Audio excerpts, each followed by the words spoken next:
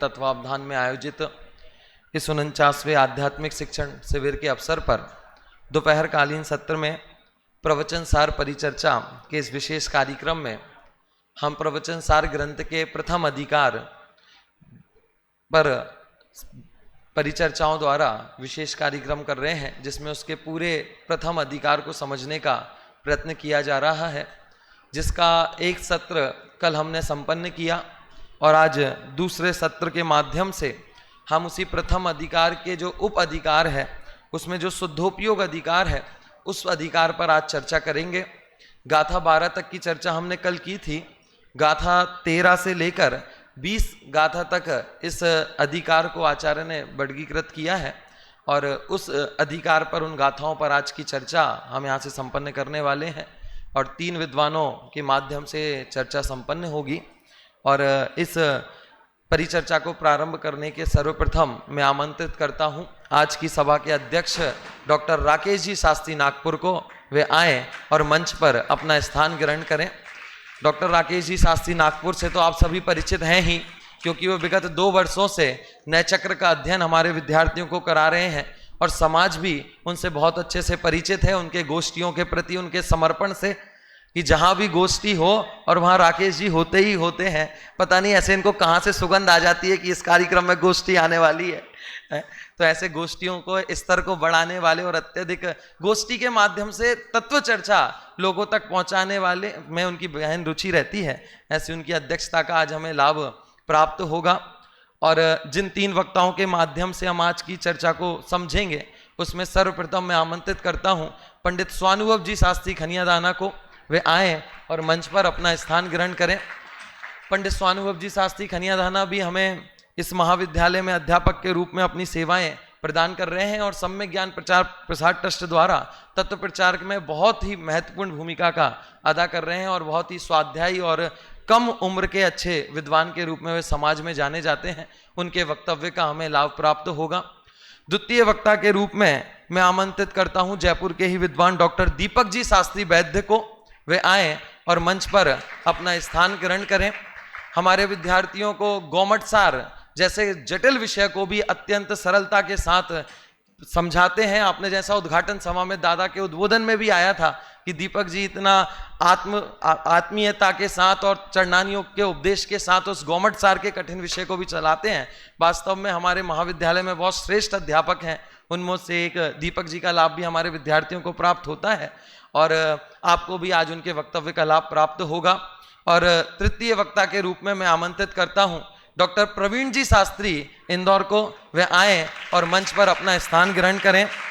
ढाई दीप में हमारा जो विद्यालय चलता है, उस विद्यालय के आप प्राचार्य हैं और कई वर्षों पूर्व आपने यहाँ पर भी अपनी सेवाएं दी। अभी ढाई दीप में अपनी सेवाएं दे रहे हैं। बीच में कोट बांसवाड़ा में आपने अपनी सेवाएं दी और कर्णानी योग के विशेषज्ञ विद्वान के नाम के रूप में आप जाने जाते हैं।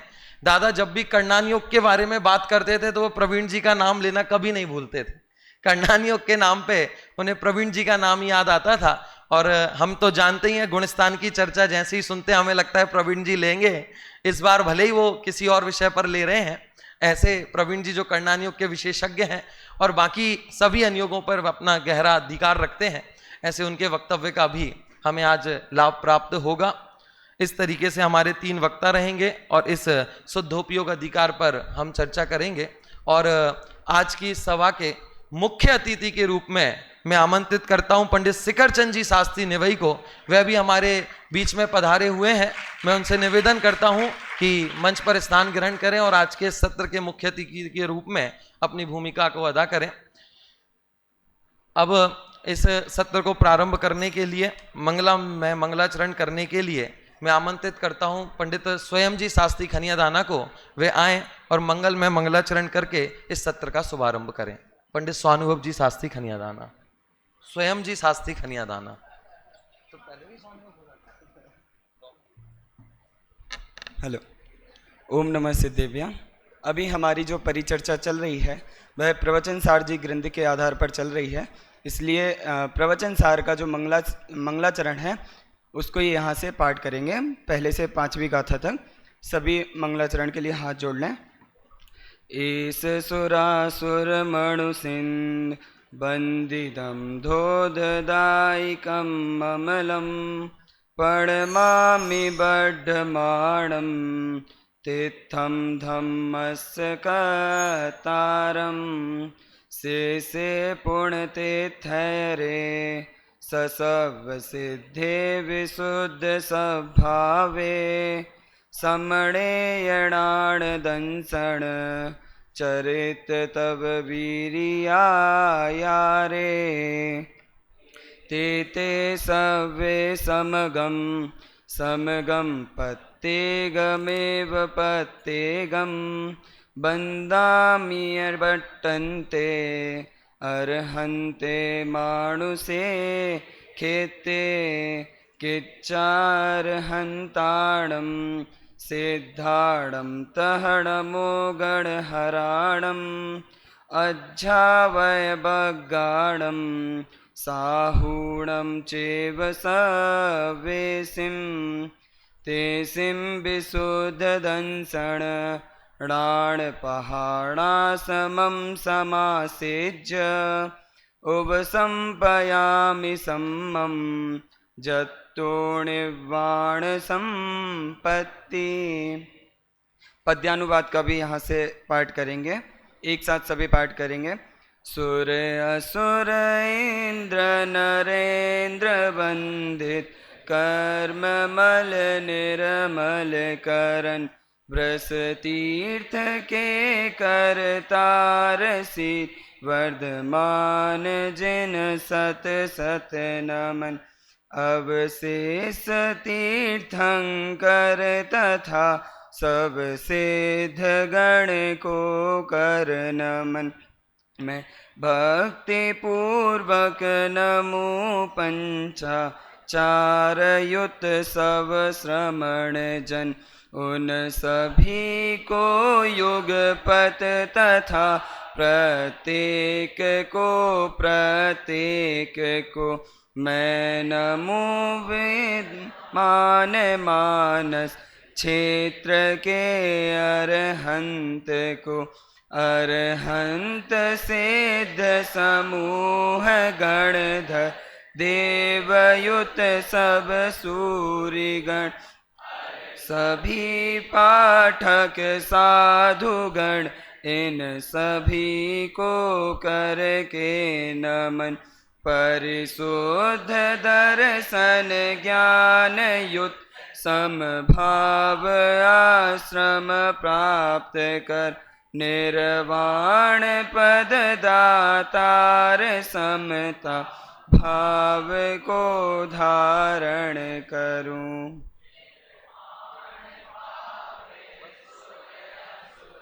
बस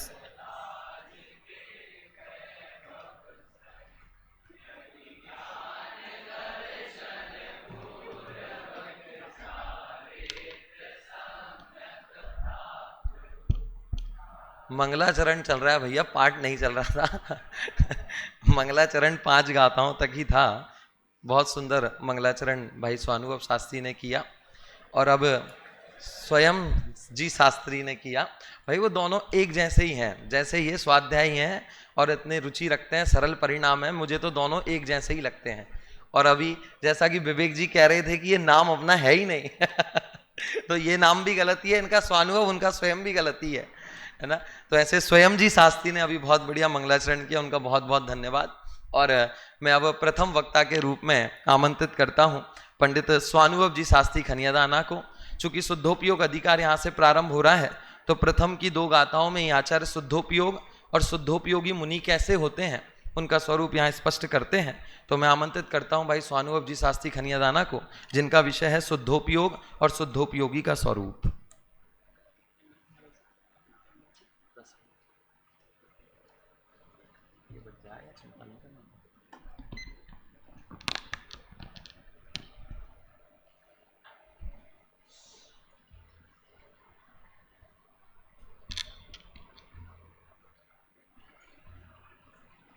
परमागमस्य बीजं निषिद्धजात्यन्धसिन्धुर्विधानं सकलनयविलसितानां विरोधमथनं नमाम्यनेकान्तम्।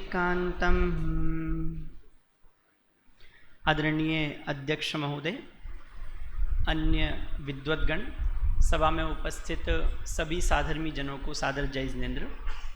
प्रवर्तमान संगोष्ठी में मेरा प्रतिपाद्य केंद्र बिंदु है शुद्धोपयोग का स्वरूप।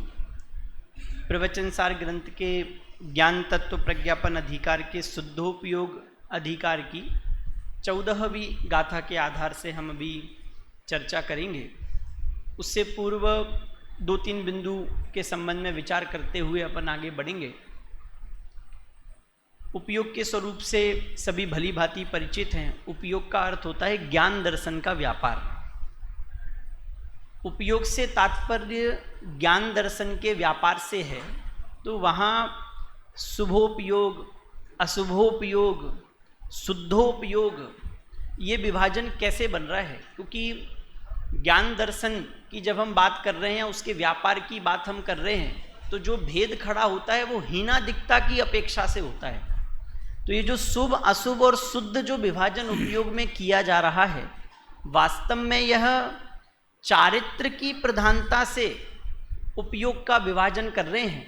तब वहाँ शुभ उपयोग, अशुभोपयोग और शुद्धोपयोग ये विभाजन बनता है। यही कारण है कि जब हम गुणस्थान की बात कर रहे हैं तो वहाँ उपयोग के आधार से विभाजन नहीं किया। यहाँ तक कि आप देखेंगे तो आगम में बहुत कम अंश ऐसे हैं जहाँ उपयोग में गुण स्थानों का विभाजन आपको देखने मिलेगा। जैसे एक तो आपको सामने दिख ही रहा है, जयसेन आचार्य देव ने तात्पर्य वृत्ति टीका में, इसी ग्रंथ की 230 नंबर की गाथा की टीका में उन्होंने कुछ गुण स्थान की अपेक्षा से विभाजन किया है। चूँकि हम शुद्धोपयोग के बारे में बात कर रहे हैं तो शुभोपयोग और अशुभोपयोग पर अभी नहीं जाएंगे। शुद्धोपयोग में गुणस्थान का विभाजन करते हुए उन्होंने सीधा प्रतकत्व वितर्क विचार नामक जो शुक्ल ध्यान है वहाँ से शुद्धोपयोग कहा। तो प्रतकत्व वितर्क विचार नामक शुक्ल ध्यान से अगर हम शुद्धोपयोग कह रहे हैं तो फिर तो 7वें गुणस्थान का जो दूसरा हिस्सा है उसके बाद से शुद्धोपयोग प्रारंभ हो रहा है, ये हमें स्वीकार करना होगा। जबकि हम नीचे के गुण स्थानों में भी शुद्धोपयोग का स्वरूप देख रहे हैं, शुद्धोपयोग देख रहे हैं। तो वहाँ हम इस विषय को कैसे समझें? तो यहाँ जो विभाजन किया जा रहा है इसका आधार मैं सोच रहा था कि ये विभाजन क्यों किया, सीधा वहाँ जाकर शुद्धोपयोग की बात कर रहे हैं। देखिए, जब भी हम शुद्धोपयोग की बात कर रहे हैं तो वहाँ मोह राग द्वेष से रहित पने को मुख्य किया जा रहा है। तो मोह राग द्वेष से रहित पना तो नीचे के गुण स्थान से ही प्रारंभ हो रहा है। अगर सिर्फ मोह को ले रहे हो तो 4थे गुण स्थान से ही प्रारंभ हो रहा है, और राग द्वेष को भी ले रहे हो तो 5वें गुण स्थान से वो भी प्रारंभ हो गया है। तो फिर वहाँ कहने से क्या तात्पर्य है? तो वहाँ ये समझ में आ रहा है कि बुद्धिपूर्वक और अबुद्धिपूर्वक के आधार से वो विभाजन कर रहे हैं। वहाँ से लेकर 7वें गुण स्थान के दूसरे भाग से लेकर जो भी राग द्वेष है वो अबुद्धिपूर्वक का है, उसके नीचे बुद्धिपूर्वक का राग द्वेष अभी चल रहा है। इसलिए उन्होंने ये कारण रहा कि वहाँ शुद्धोपयोग को सीधा कहाँ से कह रहे हैं? शुद्धोपयोग को सीधा 7वें गुण स्थान के दूसरे हिस्से से कह रहे हैं। नीचे के गुण स्थानों में भी जब हम शुद्धोपयोग की बात करते हैं, जैसे ये विषय अपने आप में बहुत प्रसिद्ध है और बहुत बार इन विषयों पर परिचर्चा भी हो चुकी है, इसलिए हम उसके विस्तार में नहीं जाएंगे। सामान्यतः वहाँ हम देखें तो 4थे गुण स्थान में या 5वें गुण स्थान में भी जब हम शुद्धोपयोग कह रहे हैं तो आत्मानुभव के काल में वहाँ ज्ञानात्मक विकल्प तो हैं परंतु रागात्मक विकल्प नहीं है। देखिए, इसलिए मैंने सबसे पहले ये बात कही कि उपयोग का विभाजन आप देखेंगे तो चारित्र की मुख्यता से दिखने में आ रहा है। ज्ञानात्मक विकल्प तो वहाँ भी अभी विद्यमान है अनुभव के काल में, लेकिन रागात्मक विकल्प नहीं है, इसलिए उस काल को हम शुद्धोपयोग कह रहे हैं। आपको सीधा सीधा इस प्रकार का विभाजन कदाचित देखने नहीं मिले, लेकिन फिर भी हम जब आगम से देख रहे हैं तो नीचे के गुण स्थान में भी वो बात हमें समझ में आ रही है। अब हमारा जो अभी प्रकरण है जिस पर हम बात कर रहे हैं, 14वीं नंबर की गाथा की मुख्यता से हम चर्चा कर रहे हैं, यहाँ किसकी मुख्यता से बात चल रही है? तो यहाँ श्रवणों की मुख्यता से बात चल रही है। शुद्धोपयोग का जो स्वरूप बताया जा रहा है वह श्रवणों की मुख्यता से बताया जा रहा है। और एक और बात आप इस पूरे प्रवचन सार ग्रंथ में देखेंगे तो उन्होंने शुद्धोपयोग की जो चर्चा की है, कुछ अंश में तो आपको वो चर्चा सीधे ऊपर अरिहंत सिद्ध अवस्था से मिलती जुलती वो चर्चा देखने मिलेगी, कुछ अंश में आपको वो चर्चा श्रेणी के गुण स्थानों में घटित होती हुई मिलेगी, और कुछ अंश में आपको वो शुद्धोपयोग की चर्चा वह ये जो छठवां सातवां गुण स्थान है इस अवस्था की मुख्यता से देखने मिलेगी। और कुछ कुछ अंश में विशेष अपेक्षा से आप विचार करेंगे तो शुद्धोपयोग का स्वरूप आपको नीचे के गुण स्थानों में भी घटित होता हुआ दिखेगा। पर इस विभाजन में भी सबसे मुख्य जो श्रवण है उसकी मुख्यता से यहाँ शुद्धोपयोग की चर्चा चल रही है। 14वें नंबर की गाथा में बहुत विस्तार से चर्चा की, बाकी 13वें नंबर की गाथा और उसके बाद की जो गाथा है भले ही शुद्धोपयोग अधिकार है लेकिन वहाँ से उसके फल का स्वरूप प्रारंभ हो गया है। शुद्धोपयोग के फल में जो अनंत ज्ञान और अनंत सुख की प्राप्ति होती है उसकी चर्चा वहाँ प्रारंभ हो चुकी है। शुद्धोपयोग का वास्तविक स्वरूप तो इस 14वें नंबर की गाथा में बताया है। एक बार पढ़ते हैं। सुविदित पयथ सुतो संयम तव संजुदो विगद रागो समणो सम सुह दुखो भणि दो शुद्धो व ओ गोती। सुविदित पयथ सुतो अर्थात जो पद और अर्थ को भली भांति जान रहे हैं। संयम तव संजुदो जो संयम और तप से युक्त हैं। विगत रागो जो राग द्वेष से रहित हैं। सम सुह दुखो जो सुख में और दुख में समान बुद्धि को धारण करते हैं। ऐसे श्रवण को शुद्धोपयोगी कहा गया है। अब यहां आप देखेंगे, मैं सोच रहा था कि शुद्धोपयोग का स्वरूप बता रहे हैं पर आप विशेषणों को मात्र देखेंगे, टीका में नहीं जाकर गाथा गाथा को देखेंगे तो वहां आप ये विभाजन एकाएक नहीं कर पाएंगे कि ये शुद्धोपयोगी श्रवण की बात चल रही है या शुभोपयोगी श्रवण की बात चल रही है। वो तो जब आप वहां टीका में जाकर और प्रकरण से बंधकर चलेंगे तब ये बात समझ में आती है कि यहाँ शुद्धोपयोगी श्रवण की बात चल रही है। और टीका में एक एक पद में अमृतचंद आचार्य देव ने और जयसेन आचार्य देव ने भी उसका बहुत अच्छे से खुलासा किया। जैसे मैंने उन पदों को हाईलाइट भी किया है। सुविदित पयथ सुत्तो कि पद और अर्थ को सूत्र को जो भली भांति जानते हैं, लेकिन वहां पद और सूत्र को भली भांति जानने का अर्थ सिर्फ सूत्र का व्यवहारिक ज्ञान की बात नहीं है।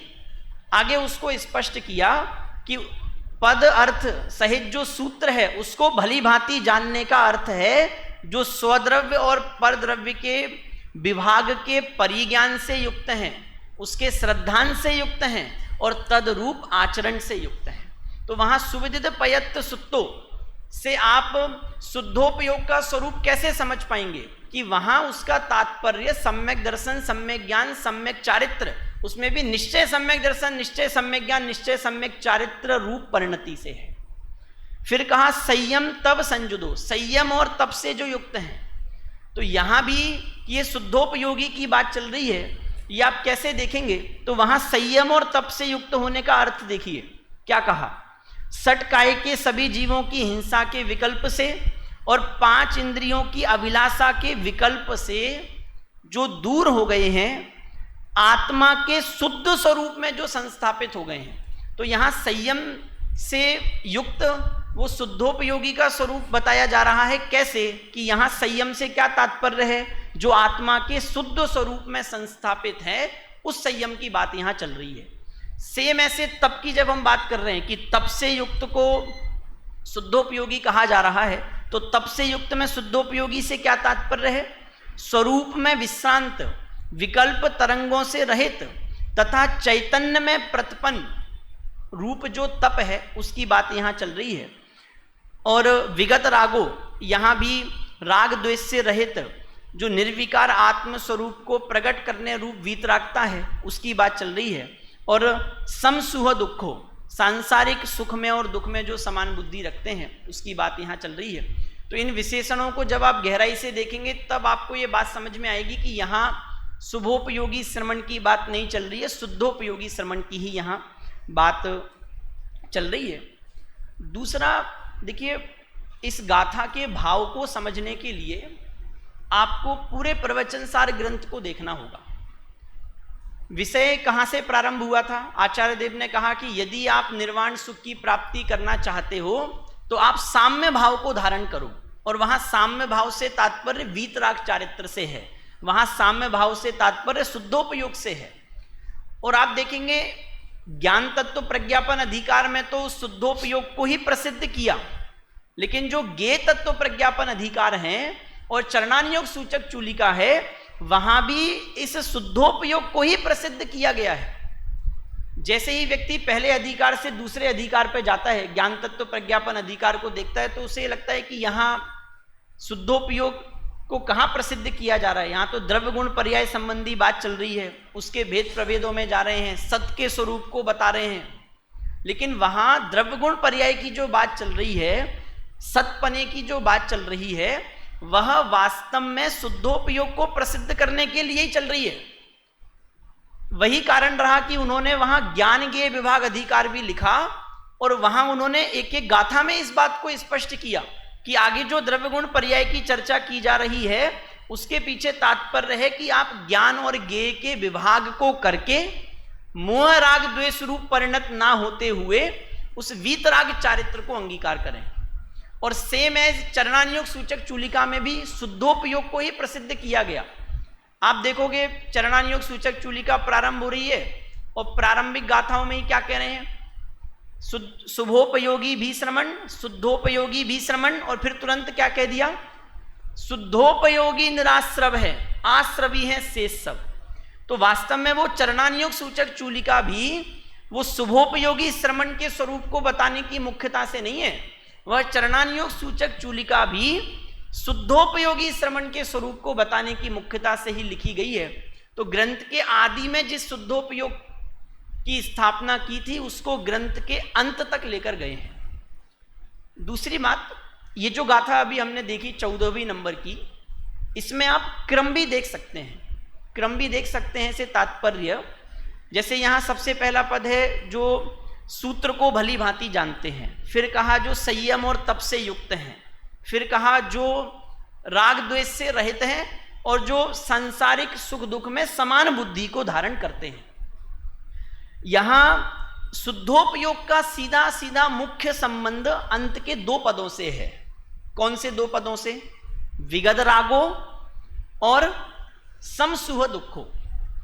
आगे के जो दो पद हैं वे दो पद उस शुद्धोपयोग के आधार, क्योंकि पहले ये कहा था ना कि हम ज्ञान प्रधान चारित्र की बात करेंगे, दर्शन और ज्ञान प्रधान जो चारित्र है उसकी बात करेंगे।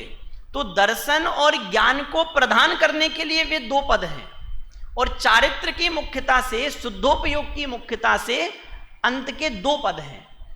और इस विभाजन का आधार मुझे जो समझ में आ रहा है, सप्तदशांगी टीका, प्रवचन सार पर ही सप्तदशांगी टीका है। आप लोगों ने वर्णी जी का नाम सुना ही होगा, मनोहर जी वर्णी, जिन्हें सहजानंद जी महाराज के नाम से भी जानते हैं। उन्होंने इस प्रकार का प्रयोग भी किया, उन्होंने इस प्रकार से ही इस गाथा को लिया और वहां क्रम बनाया कि जो सूत्र को भली भांति जानते हैं वे ही संयम और तप से युक्त होते हैं, वे ही राग द्वेष से रहित होते हैं, और वे ही सांसारिक सुख दुख में समान बुद्धि को धारण करते हैं।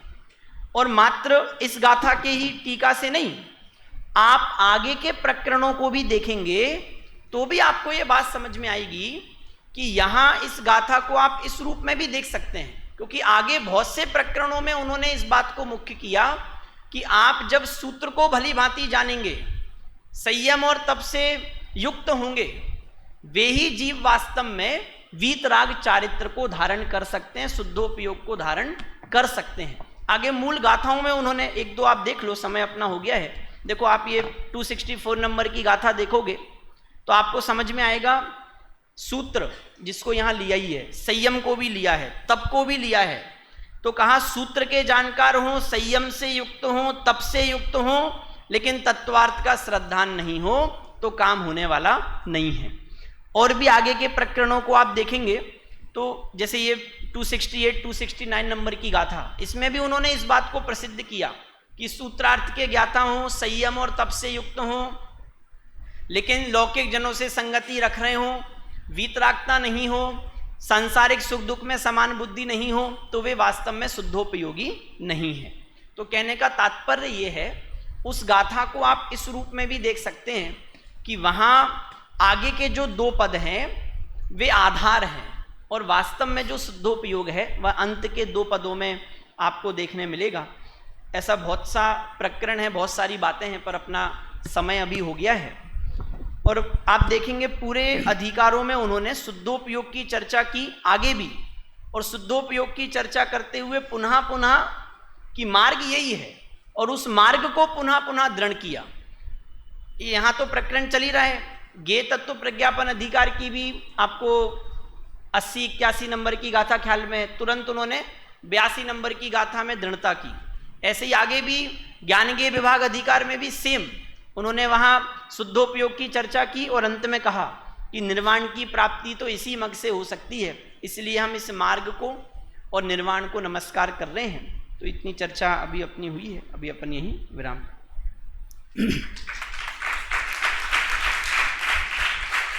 देखिए, मेरे पास में 15 मिनट हैं और मैं 15 मिनट को 5-5-5-3 भाग में बांटना चाहता हूँ। मैंने हम हर एक अपने वक्ता के बाद में उसने जो विषय का प्रतिपादन किया है उसके आधार पर थोड़ी सी चर्चा करना चाहते हैं। एक माइक भाई साहब के पास में है क्या? एक बात मैं स्वानुभव जी से करना चाहता हूँ। आपने स्टार्टिंग में ये कहा था कि वास्तव में शुद्धोपयोगी तो 7वें गुणस्थान के दूसरे पार्ट से शुरू होता है। दूसरा पार्ट से मतलब इनका वो था ना, 2 प्रकार, सातिशय और निरतिशय 2 प्रकार का 7वां गुणस्थान है, तो सातिशय से होता है। अब मेरा प्रश्न ये है कि यदि वास्तव में शुद्धोपयोग वहाँ से चालू हो रहा है, और आपने बाद में भी कहा था कि ये जो गाथा के 2 पद हैं, विगद रागो और समसुह दुखो, ये पद शुद्धोपयोगी के लिए लागू हैं, तो हम ऐसा क्यों नहीं माने कि जो सुविदित पयत्थ सुत्तो है और संजम तव संजुदो है, ये 2 पद शुभोपयोग से उसकी कहानी चालू हो जाती है, ऐसा क्यों ना माने?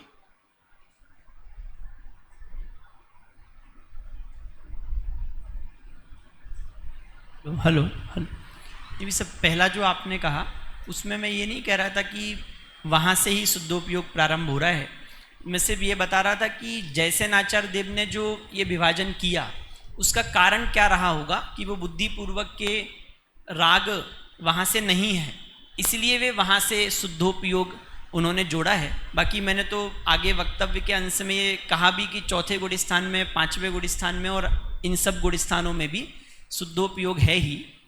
तो हम ऐसा मान सकते हैं क्या कि हम शुद्धोपयोग की 4-5 स्टेप्स बना लेवें?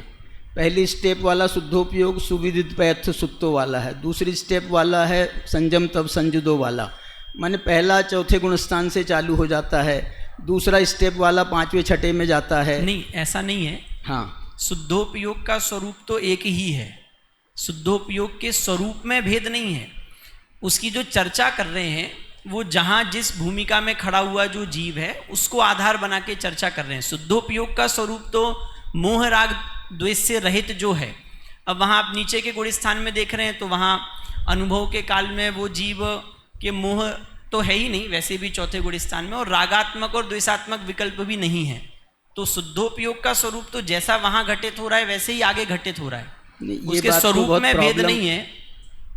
आपका ऐसे कहने में तो बहुत प्रॉब्लम हो जाएगा कि 4थे-5वें गुणस्थान में भी अनुभव के काल में राग द्वेष तो है ही नहीं। अप्रत्याख्यान कषाय, प्रत्याख्यान कषाय, संजुलन कषाय का अभाव हो गया है क्या उसको? नहीं, उतने काल में उसे रागात्मक द्वेषात्मक विकल्प नहीं है, जो उसके कषायांश बाकी है वो उसका फल निरंतर चल रहा है, पर जितने काल में उसे अनुभव है, क्योंकि अनुभव के काल में निर्विकल्पता कह रहे हैं, उस निर्विकल्पता का आशय ही वहाँ राग द्वेषात्मक विकल्प से रहित पने से है। आप ऐसा तो कह सकते हो कि उपयोग में राग द्वेष नहीं चल रहे हैं। हाँ, वही बात लेकिन है। तीन कसाय तो उसके निरंतर गतिमान तो है। उसका तो निषेध है नहीं ना भाई, सब राग द्वेष तो है ही, चूंकि तीन कसाय चौकड़ी बाकी है, पर जितने काल में आत्मा पर उसका उपयोग है उस समय राग द्वेषात्मक विकल्प नहीं है। और आप जो भेद की बात कर रहे थे ना, स्टेप जो भेद बन रहा है चौथे में, पांचवें, छठवें में, ऊपर के गुण स्थान में, वो भेद शुद्धोपयोग के स्वरूप के कारण से नहीं बन रहा है, पर वो जो कसाय चौकड़ी अभी बाकी है वहां से जरूर वो वर्णन की अपेक्षा से भेद कर रहे हैं, पर उसमें शुद्धोपयोग में कोई भेद नहीं। एक अंतिम बात बताओ, चौथे गुणस्थान के शुद्धोपयोग में ये चारों जो लक्षण हैं शुद्धोपयोग के, ये कैसे घटित होंगे? चौथे गुणस्थान में सुविदित पैथ सुत्तो तब समझम संजुदो विगद रागो समणो सहज दुखो, ये कैसे घटित होंगे? नहीं, इसके जो अंतिम जो दो पद हैं जो मुख्य रूप से शुद्धोपयोग को बता रहे हैं, वो उतने काल में घटित हो जाएगा जितने काल में उसका उपयोग आत्मा पर है, उतने काल में उसे ना तो कोई राग द्वेषात्मक विकल्प है और उतने काल में उसे सांसारिक सुख दुख है, वो समान है। आगे के दो पद इसलिए नहीं घट रहे हैं क्योंकि वो अभी उस भूमिका पे नहीं पहुंचा है कि संयम और तप से वो युक्त हो। बहुत सुंदर, बहुत सुंदर। स्वानुभव जी को मैं इस बात के लिए धन्यवाद देना चाहता हूँ कि इनको मैंने बहुत घुमाने की कोशिश करी, लेकिन ये उसमें सफल हुए और बहुत अच्छा। सब तीन लोग बहुत खुश हैं। क्या बोल रहे हैं? तीन लोग बहुत खुश हैं।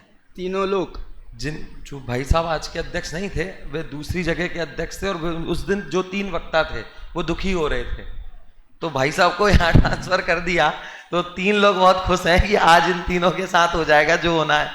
वे आराम से अपना विषय का प्रतिपादन कर पाएंगे। और प्रवीण जी और दीपक जी अभी सोच रहे हैं कि सारे समर्थ लोग बैठे हैं, समर्थ। हाँ, इसलिए वे निश्चिंत हैं। बहुत सुंदर विषय प्रस्तुत किया भाई स्वानुभव जी शास्त्री ने। और अब आगे इसी शुद्धोपयोग का फल क्या है, उस विषय पर प्रकाश डालने के लिए मैं आमंत्रित करता हूं डॉक्टर दीपक जी शास्त्री जयपुर को, जिनका विषय है शुद्धोपयोग का फल, सर्वज्ञता और अतीन्द्रिय सुख। अभी डॉक्टर दीपक जी शास्त्री।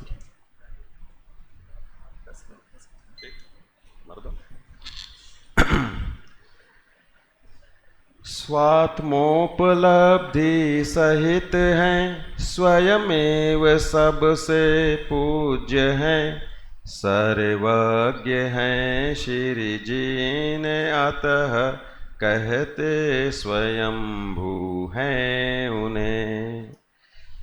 दो ही विशेषण मुख्य रूप से चलेंगे मेरे विवेचन में। अभी शुद्धोपयोग की चर्चा हुई। चौथे गुणस्थान का शुद्धोपयोग एक कषाय चौकड़ी के अभाव वाला, पांचवे वाला दो कषाय चौकड़ी के अभाव वाला। चौथे गुणस्थान वाला सामायिक काल में हो और पांचवे वाला घूमता फिरता हो तो भी सुख का अनुभव उस पांचवे वाले को विशेष, छठवें वाले को और गहराई आ गई, तीन कषाय चौकड़ी का अभाव। और फिर बाद में करना है ध्यान। ध्यान का भी वर्णन यहाँ पर जयसेन आचार्य जी ने कोट किया और उस शुद्धोपयोग की बात की कि भाई श्रेणी में जो चढ़ गया है तो उसकी तीन कषाय चौकड़ी अभाव, और फिर बाद में चौथी कषाय चौकड़ी का अभाव होगा। श्रेणी में चढ़ते समय पृथकत्व, वितर्क, विचार, और फिर 12वें गुणस्थान में एकत्व, वितर्क, अविचार, ये नाम कोट किए। और वहां पर वहां पे 12वें में पूर्ण सुख हो गया, वहां पूर्ण शुद्धोपयोग हो गया। शुद्धोपयोग में हमने अपेक्षा सहित भेद कर दिए। तो इस रूप में 12वें गुणस्थान के शुद्धोपयोग का फल, शुद्धोपयोग से केवल ज्ञान होता है। 15वीं गाथा यहाँ पर मैं डिस्प्ले करना चाहूँगा। यहाँ पर जो भी है 15वीं गाथा डिस्प्ले करो। तो यही इसका प्रयोजन है कि पूर्ण रूप से मोह का, चारित्र मोह का क्षय होने पर सहज ही जैसा हमारा वीतराग स्वभाव है वैसा ही प्रकट हुआ। इसका नाम है पूर्ण शुद्धोपयोग। और उसके फल में मोह क्षयात, ज्ञान दर्शनावरण अंतराय क्षयाच केवलम, कौन सी गति में हुआ? मनुष्य गति में। अब यहाँ थोड़ा गति से इसलिए कि आगे हम जा रहे हैं ना। देखो, एक मनुष्य गति है जिसमें 14 के 14 गुणस्थान होते हैं, ठीक है। बाकी 3 गति में तो संभव ही नहीं है। देवगाय जाएंगे तो चौथे में, और नारकी जाएंगे तो चौथे तक। और मनुष्य गति में मनेन उक्कड़ा, मनेन उत्कटा इति मनुष्य, मन से उत्कृष्ट है, संपूर्ण रूप से चिंतन करके उस शुद्धोपयोग की गहराई को 12वें गुणस्थान योग्य ले जाने वाली गहराई साधने में सक्षम है। ऐसे अब बुद्धिपूर्वक का चलता है तब तक अर्थ संक्रांति, व्यंजन संक्रांति, छद्मस्त समझ लो अवस्था रहती है, तब तक यह अबुद्धिपूर्वक में भी अर्थ संक्रांति, व्यंजन संक्रांति है। और 12वें के बाद जहाँ पर हुए और वहाँ पर किसी प्रकार से कोई संक्रांति नहीं है, और वहाँ पर जहाँ केवल ज्ञान हुआ वहाँ वे स्वयंभू कहलाए, इसलिए 16वीं गाथा है स्वयंभू की गाथा। किससे हुए वे केवल ज्ञानी? किससे हुए वे सर्व सुखी? 2 चीजें चाहिए हमें। सबसे मूल प्रयोजन सभी जीवों का क्या है? आत्म को हित है सुख सो सुख, सुख चाहिए। वह सुख प्रारंभ हुआ 4थे गुणस्थान से और परिपूर्ण हुआ 12वें गुणस्थान में, और 13वें गुणस्थान से अनंतता को प्राप्त हुआ। उस मोह के नाश के साथ में अनेक अनेक अतिशय और शक्तियां प्रकट होती, जैसे जैसे गुणस्थान आरोहण होते। देखो, मेहनत कहाँ करनी है? मेहनत करनी है आपको 6वें 7वें गुणस्थान तक। 4थे गुणस्थान में अनेकों भाव हो सकते हैं, 6वें 7वें गुणस्थान के साथ में अधिकतम 32 भाव हो सकते हैं, और अगर विशिष्ट विवक्षा से हो तो 15 भाव हो सकते हैं। और शपक श्रेणी कितने समय की है? फ्रैक्शन ऑफ सेकंड, 1 सेकंड भी पूरा नहीं होगा, क्योंकि 12वें गुणस्थान का काल 4 क्षुद्र भाव, 11वें का 2 क्षुद्र भाव, 10वां गुणस्थान जितना है उससे बड़ा क्षुद्र भाव, मतलब 10वां सिर्फ क्षुद्र भाव से भी छोटा, और 9वां गुणस्थान यथा योग्य अंतर्मूर्त बड़ा। तो कहने का मतलब 1 क्षुद्र भाव इज इक्वल टू 1 सेकंड का 24वां भाग, क्योंकि एक श्वास में 18 बार जन्म मरण करना है, और हमने श्वास की सब कैलकुलेशन करते हैं 48 मिनट में 3773, तो 1.2 सेकंड का रेशो बनता है। तो उस हिसाब से देखो तो 1 सेकंड में वह जो श्वासोच्छ्वास को 18 से डिवीजन करेंगे तो 1/24 सेकंड निकलेगा। इतना सा काल श्रेणी का है शुद्धोपयोग का, जो परम रूप से केवल ज्ञान दिलाता है। और इसके होने के बाद में नियम से यहाँ पर फिर सिद्धि कर दे रहा है कि भाई जो आपको स्वयंभूपना, लोकालोक का जाननपना, अनंत सुख हुआ है, ये सब स्वयं से हुआ है, पर की कोई आवश्यकता नहीं है। आचार्य अमृतचंद्र देव तो पर कर्तृत्व का पूर्ण निषेध करके स्वाधीनता का उद्घोषक करने वाली गाथा करके इसको लिखते हैं। स्वाधीनता का उद्घोषक, मैं स्वयं से ही भगवान हूं और स्वयं से ही भगवान प्रकट रूप से बनता हूं। पारिणामिक भाव, और पारिणामिक भाव के आश्रय से शायिक भाव। इस रूप से देखा जाए तो शुद्धात्म स्वभाव की प्राप्ति के लिए सामग्री खोजने की आकुलता से या परतंत्र होने की आवश्यकता नहीं है, ऐसा दृढ़ निश्चय आचार्य अमृतचंद्र देव ने दिया। और अब जो अपनी बात यहाँ पर बताते हैं वे 19 और 20वीं गाथा में, इसमें बीच में उत्पाद वै ध्रुव्य स्वरूप का बता दिया, 19वीं 20वीं गाथा आगे कर लें तो उसमें आपको बताएंगे सम्यक दृष्टि किसे कहते हैं। जो सर्वज्ञ को मानते हैं वे सम्यक दृष्टि हैं और वो मोक्ष को प्राप्त करते हैं। 19वीं गाथा ले आओ। 19वीं गाथा में जयसेनाचार्य क्लियर शब्दों में लिखते हैं कि जो सर्वज्ञ को मानते हैं, सर्वज्ञ को मानते हैं। रत्नकरण श्रावक आचार्य भी लिख रहे हैं, निश्चय और व्यवहार का सुंदर पुट इस प्रवचन सार में भी आपको दिख रहा है। तो उसमें क्लियर बताते हैं कि भाई जैसे अपन उसमें श्रद्धानम परमार्थानाम आप्तागम तपोभृताम त्रिमूढ़ापोड़मष्टांगम सम्यक दर्शनमस्मयम, उसमें भी सच्चे देवशास्त्र गुरु लिया। और यहाँ पर लिख रहे सर्वज्ञ को जो मानते हैं उन्हें सर्वज्ञ, वह वास्तव में वे मोक्ष को प्राप्त करते हैं। ये मूल जयसेनाचार्य की टीका में है। और इसमें आपके सामने गाथा आ गई कि जिनके नियम से घाती कर्म का नाश हो गया वे नियम से ज्ञान और सौख्य रूप परिणमते। हमें दोनों का प्रयोजन है, ज्ञान और सुख। तो इसलिए यह श्रद्धान करने की परंपरा को यहाँ पर स्थापित किया। और जयसेनाचार्य की टीका से मुख्यता से कहा जाए तो यही बीज बाद में, जैसे इन्होंने भी आगे की कुछ गाथाएं कोट की थी, मैं भी करना चाहता हूँ कि भाई आगे ये प्रवचन सार में 62वीं गाथा में भव्य और अभव्य के लक्षण दे रहे हैं। तो उसमें बोल रहे हैं कि घाती कर्म जिनके नष्ट हो गए वे सर्वज्ञ और सर्व सुखों में परम श्रेष्ठ सुखी हैं। ऐसा जो मानता है उसे भव्य कहते हैं। सर्टिफिकेट की गाथा बोलते हैं हम इसको। तो इसी तरह पंचास्तिकाय में 163 नंबर भी है, उसमें भी यही बात कही है। अब हम सुख के संबंध में बात करते हैं, केवली का सुख और हमारा सुख। तो सुख के संबंध में आप सब बताओ, अभी वर्तमान में आप लोग सुखी हो या नहीं हो? इंद्रिय सुख है कि नहीं आपके पास में? तरुण ने तो गर्दन हिला दी।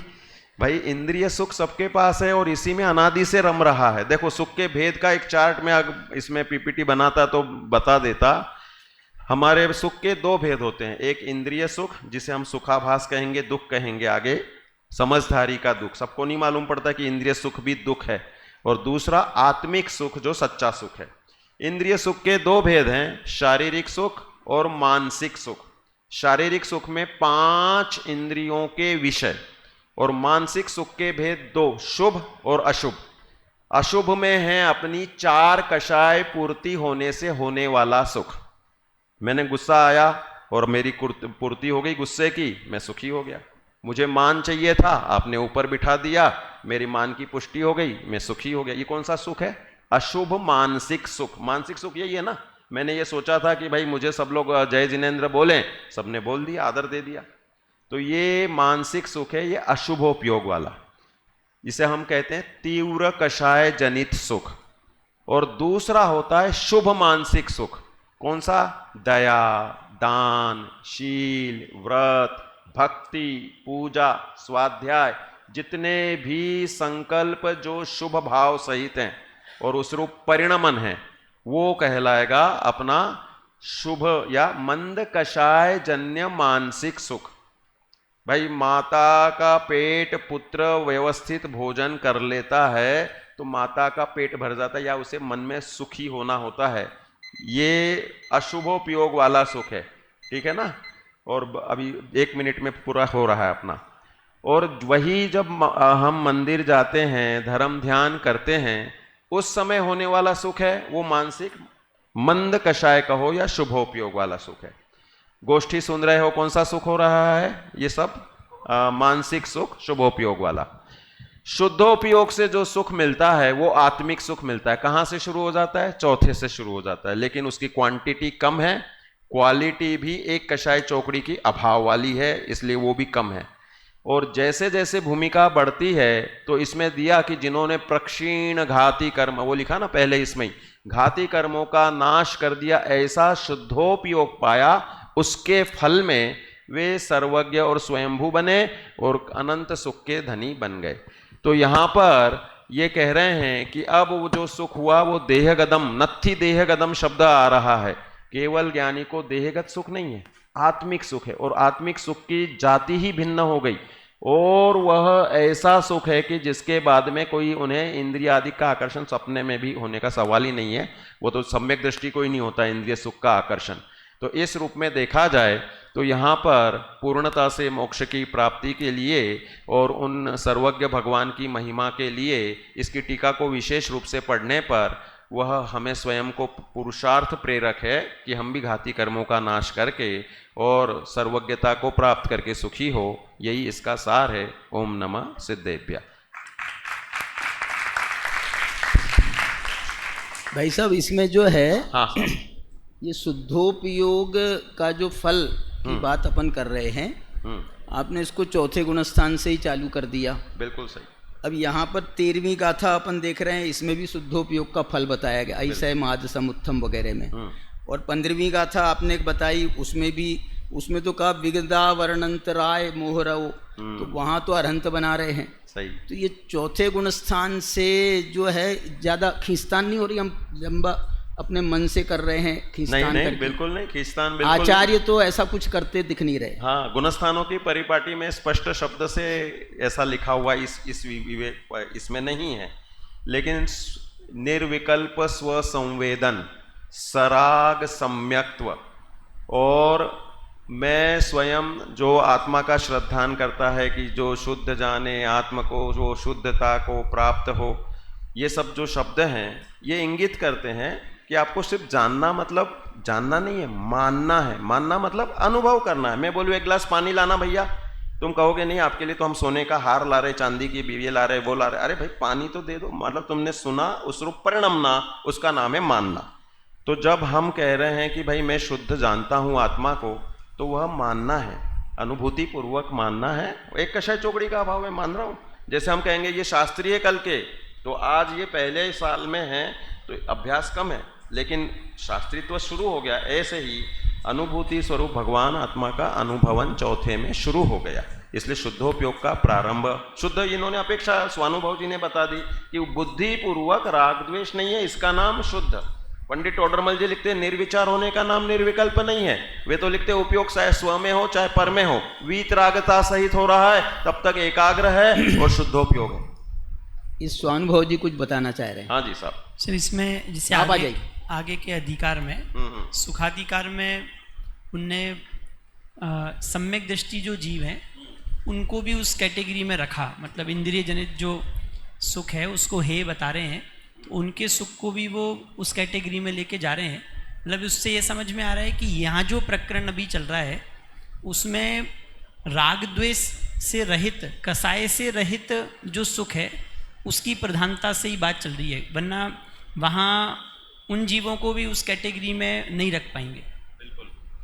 बहुत अच्छा इन्होंने क्लेरिफाई किया है। यहाँ राग द्वेष का अभाव पूर्वक होने वाला उपयोग ही शुद्धोपयोग है, ये स्पष्ट है। और जो आगे सम्यक दृष्टि देवादिक में भी जाते हैं और ऊपर की भूमिका में रहते हैं, सम्यक दर्शन के साथ देवादिक, उनके पास इंद्रिय सुख है लेकिन उसका उपादेयपना नहीं है। इसलिए मैंने दो प्रकार से सुख का विश्लेषण करके बता दिया कि आप लोग भी सुखी तो हैं, लेकिन सुखाभास रूप, सपरम बाधा संयम वगैरह अनेक विकृति वाला सुख है। इस तरह से हमें आत्मिक सुख जो है उसे उपादेय रखना है। नहीं, ये तो चौथे पांचवे वाले को भी कह रहे हैं कि उसको भी वास्तविक सुख नहीं है।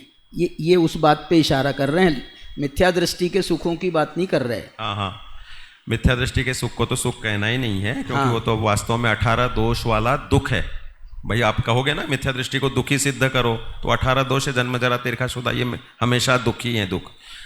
यहाँ पर जो बता रहे हैं ना चौथे पांचवे वाले को, जो है देखो उपादेयता और अभिप्राय से चलता है। उसे सम्यक दर्शन अगर है तो नियम से वह एक कषाय चौकड़ी के अभाव का वेदन करते हुए उतने राग द्वेष का भी उसको अभाव होता है, इसलिए वो वाला सुख तो उसको भी मानना पड़ेगा ना। बिल्कुल अनंतानुबंधी के राग द्वेष का भी अभाव।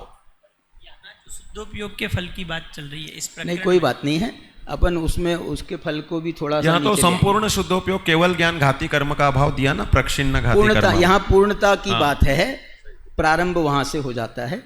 हाँ भाई, चलिए, बहुत सुंदर चर्चा यहाँ पर हुई। और अभी हमने 15वीं, 16वीं और फिर 17वीं, 18वीं गाथा को छोड़कर 19वीं, 20वीं गाथा पर भाई साहब ने चर्चा की, क्योंकि 17वीं और 18वीं गाथा में आचार्य ने कुछ उत्पाद व द्रव्य से संबंधित कुछ प्रकरण यहाँ पर लिया है, और वही हमारे तृतीय वक्ता का विषय रहेगा। मैं आमंत्रित करता हूँ तृतीय वक्ता के रूप में डॉक्टर प्रवीण जी शास्त्री इंदौर को, जिनका विषय है द्रव्य में नित्य परिवर्तन और नित्यत्व की सिद्धि। अभी डॉक्टर प्रवीण जी शास्त्री।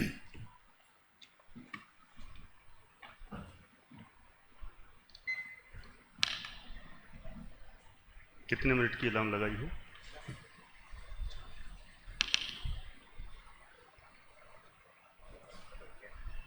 प्रणमामि वर्धमानम। आज का विषय तो ऐसा है जैसे जो सिचुएशन बनी है उसी के अकॉर्डिंग विषय भी मुझे मिल गया है। मैंने सुना था कि आज किसी वक्ता का व्यय हुआ और किसी अन्य नए वक्ता का उत्पाद हुआ। नहीं, वक्ता का भी हुआ, और अध्यक्ष का आपने और अच्छा खुलासा कर दिया। मैं थोड़ा डर रहा था कहने के लिए कि नए अध्यक्ष का उत्पाद हुआ और किसी अध्यक्ष का वह हुआ, लेकिन मैं हमेशा उस गोष्ठी में ध्रुव ही रहा। और हमारा साथ ये भी दे रहे थे स्वानुभव जी, ये भी ध्रुव रूप से थे। दो साथ में हमारे दो हैं। मेरा विषय द्रव्य में नित्य परिवर्तन भी है और नित्यत्व भी है। माने हर समय, जैसे छोटे दादा की कृति है, बदल कर भी ना बदलना। माने वस्तु का वास्तव में लक्षण ही है। षटखंडागम जी ग्रंथ में कहा, परिणामो वत्थु लक्षणम। परिणमन करना ही वस्तु का लक्षण है, वस्तु का स्वभाव है। माने विश्व की हर एक वस्तु परिणमनशील है, बदलती है, हर समय बदलती है और बदलते हुए भी स्थिर रहती है। ये मेरा विषय है और उसी को मैं 10 मिनट जो समय दिया है उसमें प्रयास करूंगा कि पूरा हो जाएगा। अभी हमारे पूर्व वक्ता ने बहुत सुंदर स्वयंभू की चर्चा की, उसी से मैं जोड़ के आगे बढ़ रहा हूं। स्वयंभू, हर आत्मा अपने स्वभाव को प्राप्त होकर सर्वज्ञ अथवा सर्व लोक पूजित हो सकता है, इसके लिए वह आत्मा स्वयंभू है। यहाँ प्रकरण चला कि आत्मा स्वभाव को प्राप्त होकर, अपने आत्म स्वभाव को प्राप्त होकर वह सर्वज्ञता को प्राप्त करता है अथवा तीनों लोक से पूज्य हो जाता है। इसमें उसे अन्य किसी की आवश्यकता नहीं है। वास्तव में देखा जाए, आत्मा नरक जाने के लिए भी स्वयंभू ही है, स्वर्ग जाने के लिए भी स्वयंभू है, केवल ज्ञान प्राप्त करने के लिए स्वयंभू है और सिद्ध लोक जाने के लिए भी स्वयंभू है। यहाँ पर सर्वज्ञता और लोक पूजित पने के लिए आत्मा स्वयंभू है और वह स्वयं के ही स्वभाव का आश्रय लेकर सर्वज्ञता को प्रकट करता है। ऐसे स्वयंभू की चर्चा की, यद्यपि उसमें और भी चर्चाएं आई हैं कि निश्चय षटकारक रूप से आत्मा स्वयंभू होता है। यद्यपि वहाँ व्यवहार षटकारक भी होते हैं, लेकिन वे होते हैं मूल में तो निश्चय षटकारकों से आत्मा अपने आप में सर्वज्ञत्वपने को, सर्वज्ञता को प्राप्त होता है। ऐसे इसी विषय को हम आगे बढ़ाने का प्रयास कर रहे हैं। अगली गाथा, 2 गाथाएं मेरे कोर्स में हैं अभी गोष्ठी के, 17वें नंबर की गाथा और 18वें नंबर की गाथा। 17वें नंबर की गाथा में जो शब्द आए हैं, पहले मैं 1-2 बार दोहरा देता हूं जिससे आपकी पकड़ में आ जाएंगे और फिर इसके बाद आप खुद ही उनको पकड़ते हुए आगे बढ़ जाएंगे। गाथा नंबर 17, उसमें कहा जो आत्मा सर्वज्ञता को प्राप्त हुआ ना, केवल ज्ञान को प्राप्त हुआ, तो ये जो सर्वज्ञता को प्राप्त हुआ, ये हुआ उत्पाद। ये क्या हुआ?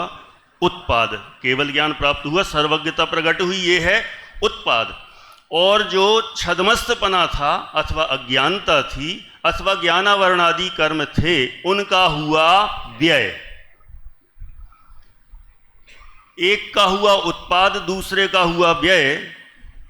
यहां पर इतना बताने के साथ दोनों में रही ध्रुवता भी रही, दोनों में आत्मा कॉमन रहा, इसलिए वह ध्रुव है। तो यहाँ जो शब्द हैं 17वें नंबर की गाथा में, विनाश रहित उत्पाद और उत्पाद रहित विनाश तथा उसी की स्थिति, ये है उत्पाद व ध्रुव्य का समवाय। ये शब्द समझना, विनाश रहित उत्पाद और उत्पाद रहित विनाश। ये जो केवल ज्ञान प्रकट हुआ, सर्वज्ञता प्रकट हुई है, ये क्या है? विनाश रहित उत्पाद है। क्यों है विनाश रहित उत्पाद? अब जो सर्वज्ञता प्रकट हुई है, इसका कभी विनाश नहीं होगा। अनंत काल के लिए सर्वज्ञता प्रकट हुई है, इसलिए इसको कहते हैं विनाश रहित उत्पाद। और जो अल्पज्ञता का अभाव हुआ, ज्ञानावरणादि कर्म का अभाव हुआ, संसार अवस्था का एक तरह से अभाव हुआ, वह है उत्पाद रहित विनाश, क्योंकि अब यह जीव छदमस्थ अवस्था को कभी भी अंगीकार नहीं करेगा, उसका उत्पाद कभी नहीं होगा। उत्पाद रहित विनाश हुआ है, माने ऐसा विनाश के अब दोबारा अब छदमस्थ अवस्था का कभी उत्पाद नहीं होगा, ज्ञानावरणादि कर्म का उत्पाद नहीं होगा, यह जीव संसार में लौट के आने वाला नहीं है। इस तरह से यहाँ पर सर्वज्ञता के लिए कहा विनाश रहित उत्पाद, और अल्पज्ञता के लिए कहा उत्पाद रहित विनाश। ठीक है, इसके लिए गुरुदेव श्री ने 3 उदाहरण दिए हैं। अब मैं व्याख्या ज़्यादा नहीं करूँगा, आप तीनों को घटा लेना। जैसे एक उदाहरण दिया है, मक्खन से घी बना, तो जो घी बना वो कैसा है? विनाश रहित उत्पाद, क्योंकि अब वो जो घी बन चुका है वापस मक्खन बनने वाला नहीं है। और मक्खन क्या है? उत्पाद रहित विनाश, क्योंकि अब मक्खन वापस आने वाला नहीं है। ऐसा विनाश हुआ है कि अब उसका दोबारा उत्पाद होने वाला नहीं है। तो मक्खन से घी एक। दूसरा एक और अच्छा उदाहरण दिया है, एक तो गुरुदेव के प्रवचनों में हमेशा सुनने को मिल जाएगा, लेंडी पीपर का, है ना, ये वाली बात तो सुनी होगी। लेंडी पीपर में से 64 पुटी तिखास, उसके पहले होती है 63 पुटी तिखास। तो जो 64 पुटी तिखास है वह क्या है? क्या है? उत्पाद कैसा है? विनाश रहित तो उत्पाद है। और जो 63 पुटी तिखास है वो कैसी है?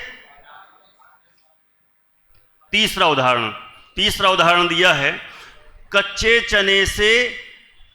चने को जब भूनते हैं ना कढ़ाई में, तो वो फूटकर मीठा हो जाता है। तो जो फूटकर मीठा हुआ, ये जो उत्पाद हुआ, ये उत्पाद कैसा है? विनाश रहित है। और जो कच्चा चना था वो कैसा है? उत्पाद रहित विनाश है, कि अब जो फूट गया है, मीठा चना बन गया, अब दोबारा वो कच्चे चने रूप में बैक नहीं होगा। इस तरह से 3 उदाहरणों से जो स्वयंभू सर्वज्ञता को प्राप्त हुए हैं उनमें उत्पाद भी हुआ है, व्यय भी हुआ है, और उत्पाद व्यय होकर भी वहाँ ध्रुवपना कायम रहा है।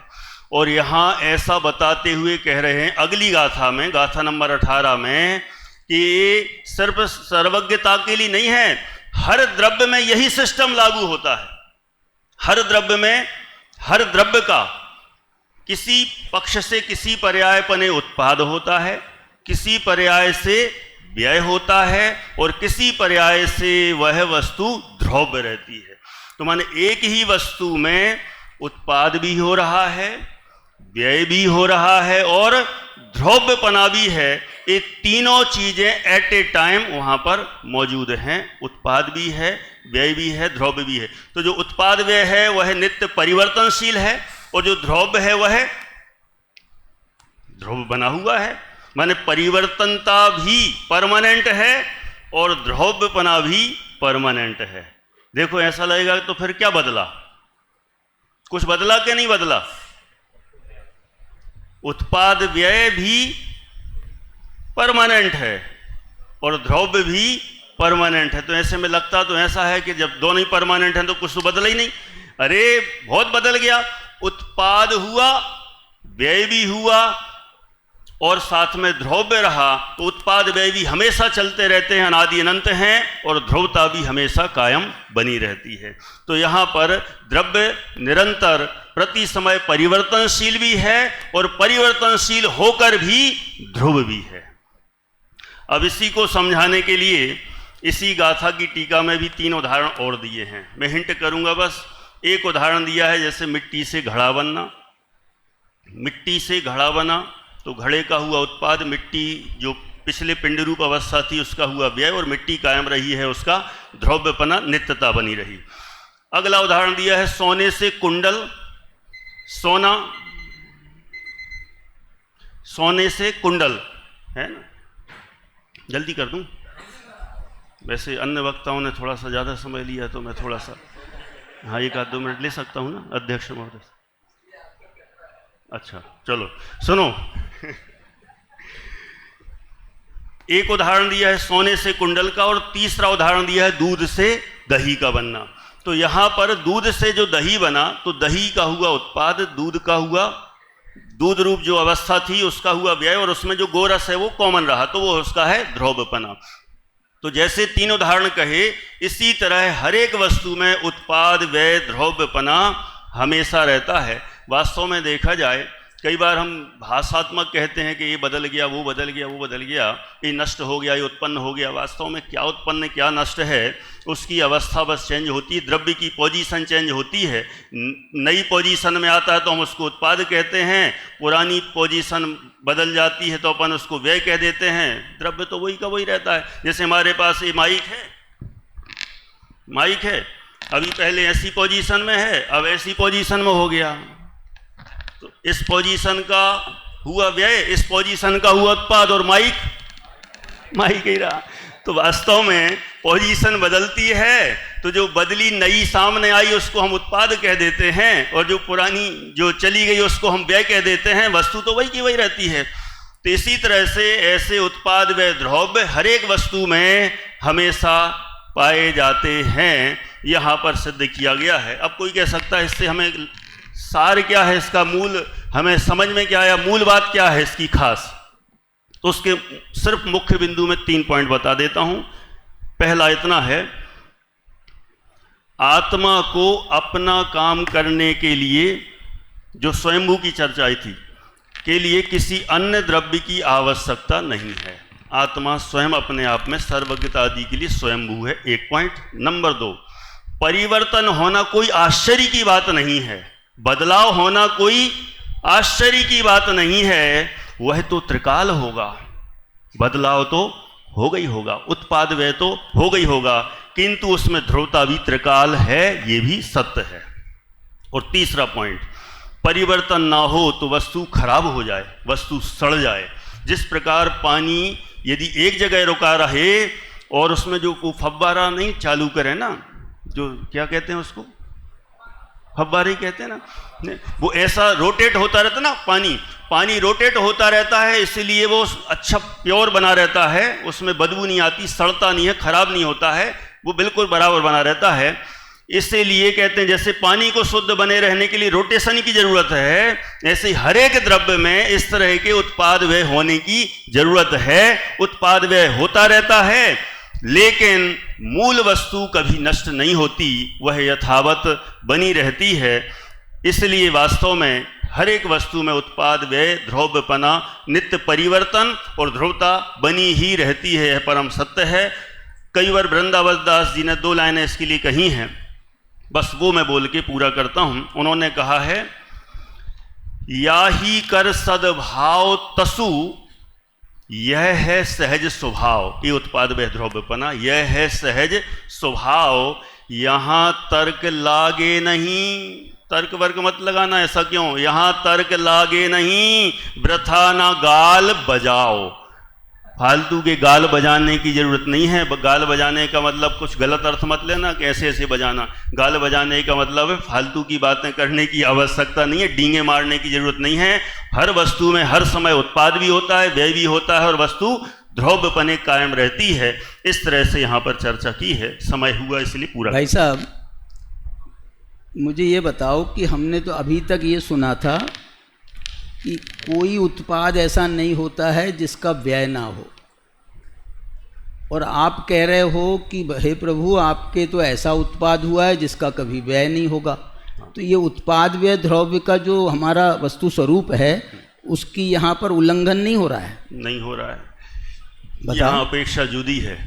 यहाँ पर संसार अवस्था का अभाव करके सर्वज्ञता जो प्रकट हुई है, वह सर्वज्ञता का जो उत्पाद हुआ है, अनंत काल तक उसका कभी व्यय नहीं होगा। यद्यपि पर्याय अपेक्षा से हर क्षण वह सर्वज्ञता भी एक समय में उत्पन्न होती है और वह भी व्यय को प्राप्त होती है, तथापि वैसी की वैसी, वही की वही तो हो नहीं सकती, वैसी की वैसी हर समय पर्याय उत्पन्न होती है और अनंत काल तक उत्पन्न होती रहेगी। इस अपेक्षा से कहा वो ऐसा उत्पाद हुआ है कि जिसका कभी व्यय नहीं होगा। तो ये अलंकारिक भाषा है, मतलब उत्पाद व्यय द्रव्य वाली भाषा नहीं है, अलंकारिक हो गई है। या इसको हम ऐसा कहें कि ये स्थूल व्यंजन पर्याय की अपेक्षा बात है। नहीं, यहाँ तो इतना सर्वज्ञता को मुख्य करना है कि यह कभी नष्ट नहीं होगी, इस मुख्यता से कह दिया। अच्छा, एक बात और प्रश्न ये है कि आप कह रहे हो किसी पर्याय से उत्पाद, किसी पर्याय से व्यय, किसी पर्याय से द्रव्य। ये द्रव्य द्रव्यार्थिक न्याय का विषय है कि पर्यायार्थिक न्याय का विषय है?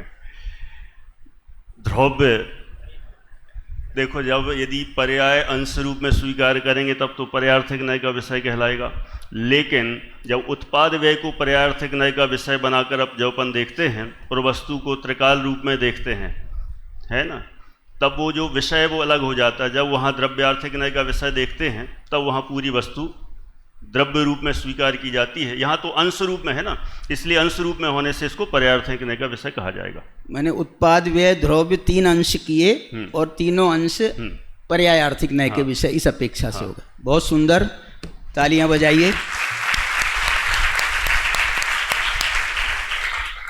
मेरे को कोई अध्यक्षीय वक्तव्य अलग से नहीं देना है, इतने ही आप लोगों ने सहन कर लिया बहुत है, और हमारे वक्ताओं ने भी सहन कर लिया, इसके लिए भी बहुत बहुत धन्यवाद। समय भी अपना हो गया है, इसलिए मेरे से प्रश्न करना है क्या? अच्छा,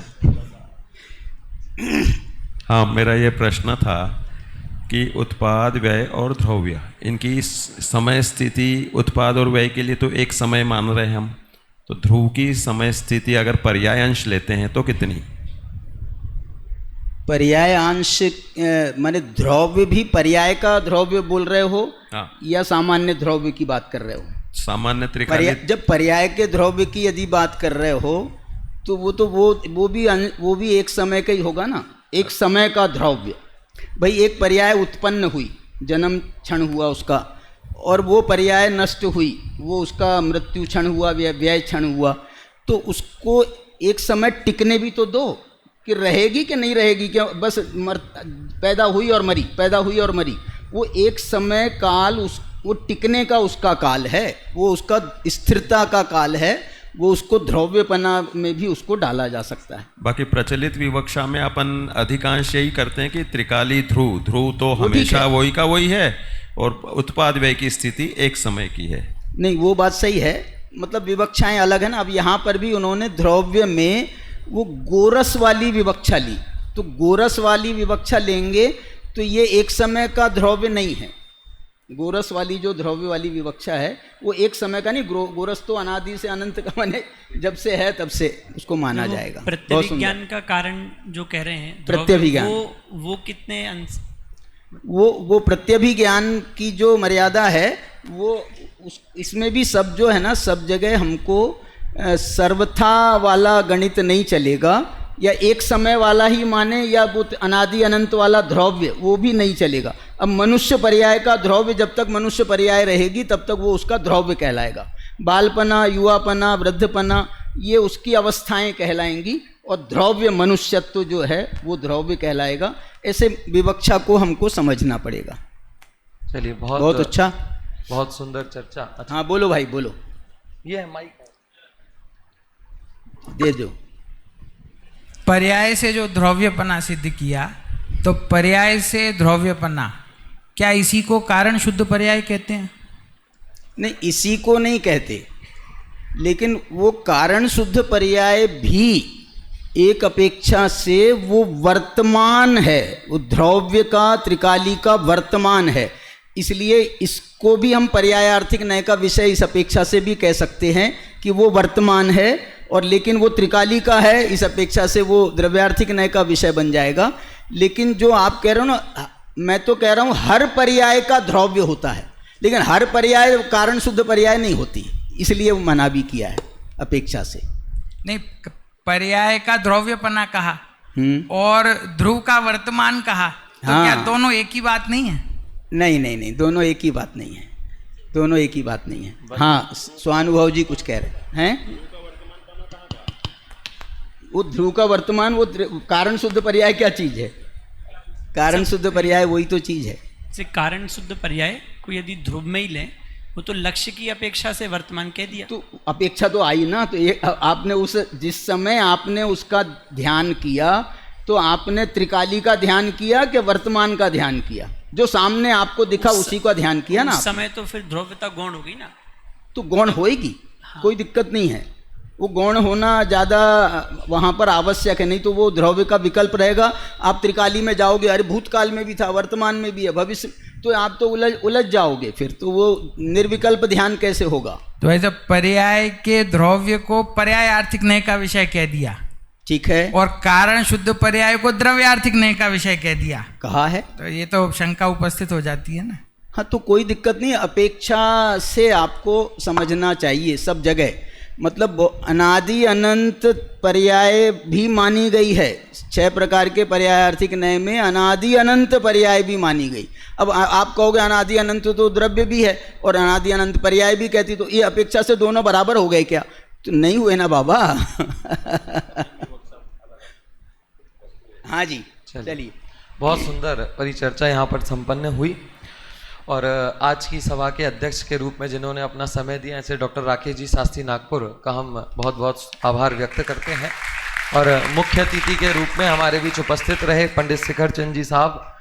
जब मैं देख रहा था तो वे पूरी गोष्ठी में लिखते रहे थे और मुझे लगा इतना लिख रहे हैं तो बोलेंगे कितना, पर बाद में जब ऊपर आके देखा तो वास्तव में वे अपने स्वयं के लिए लिख रहे थे, और जो किताब हमने ये सब लोगों को दी है उसमें वे अपने लिए लिख रहे थे, बोलने के लिए नहीं लिख रहे थे। तो वास्तव में वे नीचे बैठ के जो करने वाले थे वही उन्होंने ऊपर बैठ के किया। हम उनका भी जोरदार कलतर ध्वनि के माध्यम से आभार व्यक्त करते हैं।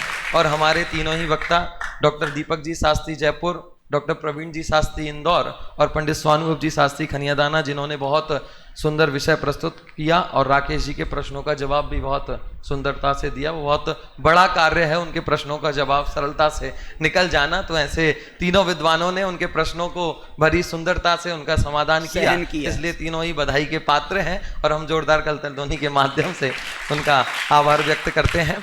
और अध्यक्ष महोदय की आज्ञा से, मैं किसी को परेशान करने के लिए नहीं कहता हूँ, ये लोग मेरे को बदनाम करते हैं। मैं तो ये कहता हूँ कि भाई विषय जितना खुलेगा, जितना मजेगा, उतना अच्छा रहेगा। इसमें किसी का कोई परीक्षा कुछ होती नहीं है। इन्होंने मेरे को कितना काटा स्वानुभव जी ने, अब मैं तो रोया नहीं। चलिए, अध्यक्ष महोदय की आज्ञा से हम सभा समाप्त करते हैं।